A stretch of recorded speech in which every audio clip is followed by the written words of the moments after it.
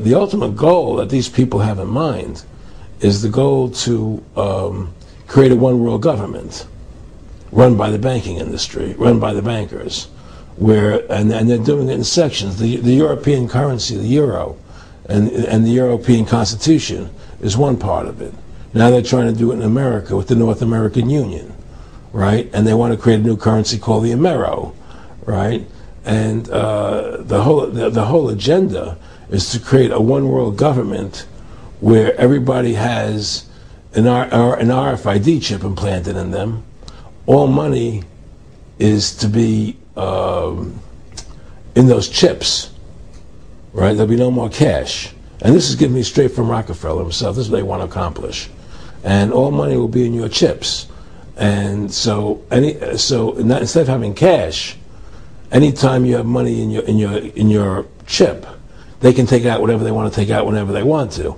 If they say you owe us this much money in taxes, they just deduct it out of your chip digitally. Total control. Total control. And if you're like me or you, and you're protesting what they're doing, they can just turn off your chip. And you have nothing. You can't buy food. You can't do anything. It's total control of the people. And that chip's connected to a database that has your purchasing records, what you do, what everything, you sell. Everything is in there, you know? And so they want a one-world government controlled by them, everybody being chipped, all your money in those chips, and they control the chips, and they control people. And you become a slave. You become a serf to these people. That's their goal. That's their intentions. Eric, can you be specific about when you met Rockefeller, how it happened in these discussions?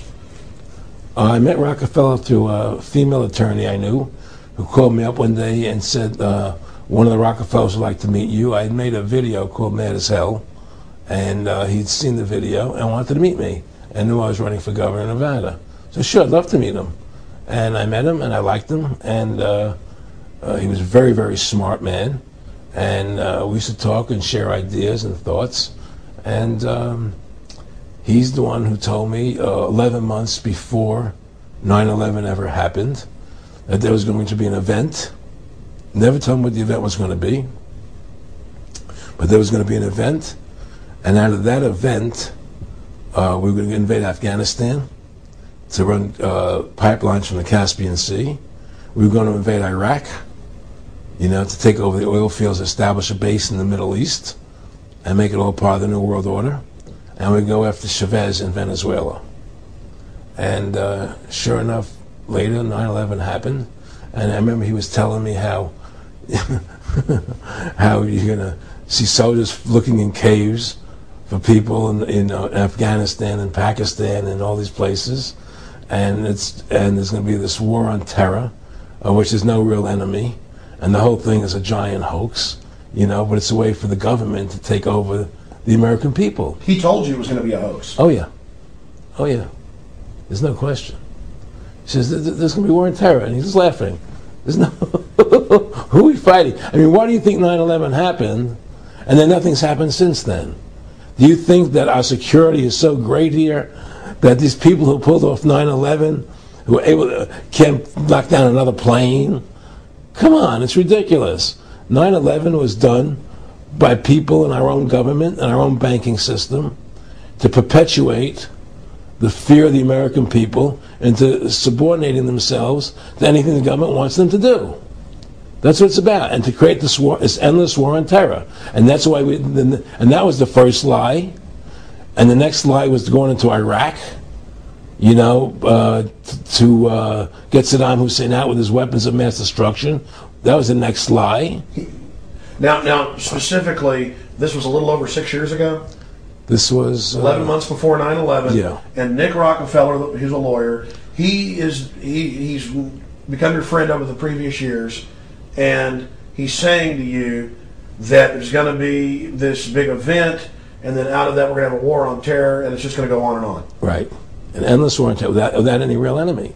That you can never, so you can never define a winner. And did he say that it's going to be perfect because you can't define an enemy? It just goes on and on? Yeah, because you can't define a winner. There's no one to beat, so it goes on and on forever.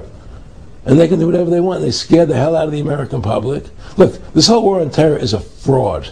It's a farce. It's very difficult to say it out loud because people are intimidated against saying it. Because if you say it, they want to make you into a nutcase. But the truth has to come out. That's why I'm doing this interview. The fact of the matter happens to be that the whole war on terror is a fraud. It's a farce. Yeah, there's a war going on in Iraq because we invaded Iraq. And people over there fighting, But the war on terror, it's a joke, And until we discover what really happened on 9/11 and who was responsible for 9/11, because that's where the war on terror emanates from. That's where it comes from. It was 9/11 that allowed this war on terror to begin. And until we get to the bottom root of 9/11, the truth of 9/11, we'll never know about the war on terror.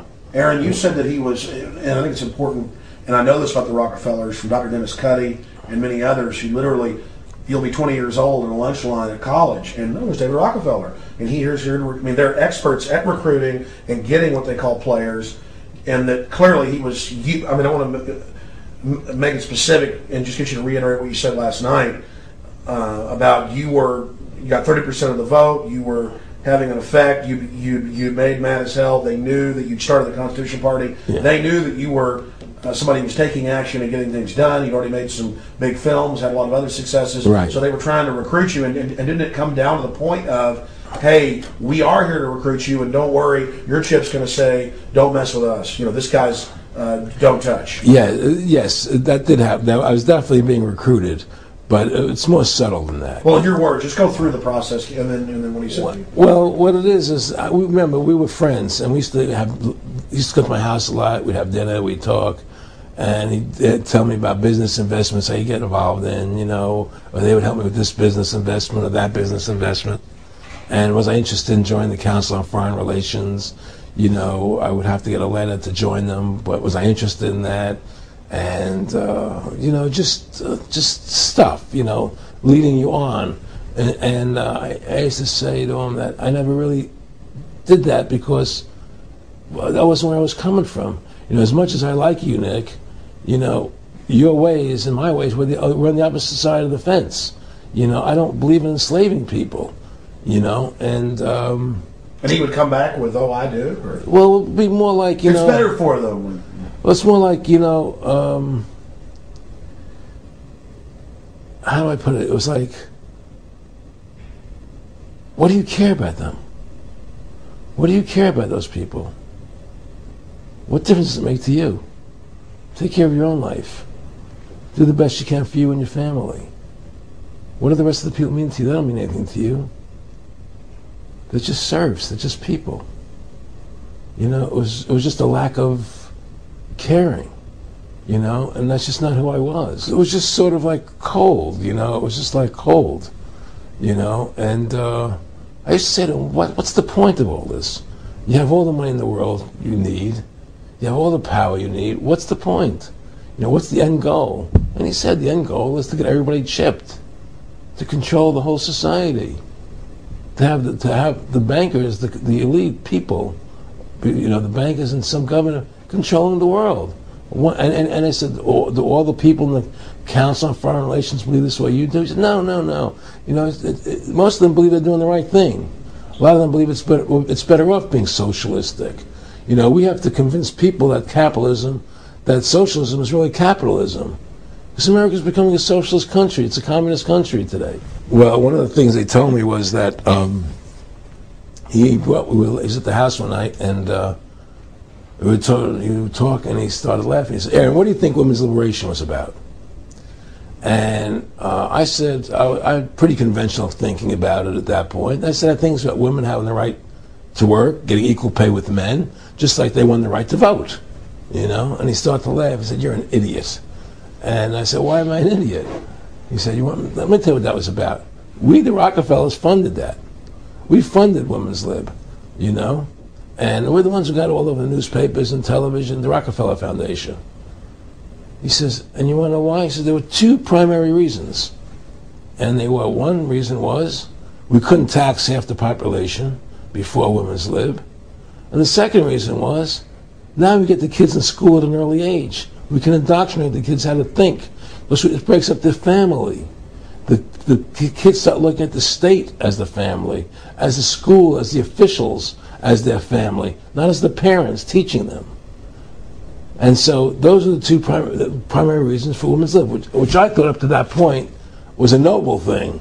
You know, when I saw their intentions behind it, where they were coming from when they created it, the thought of it, I saw the evil behind what I thought was a noble venture.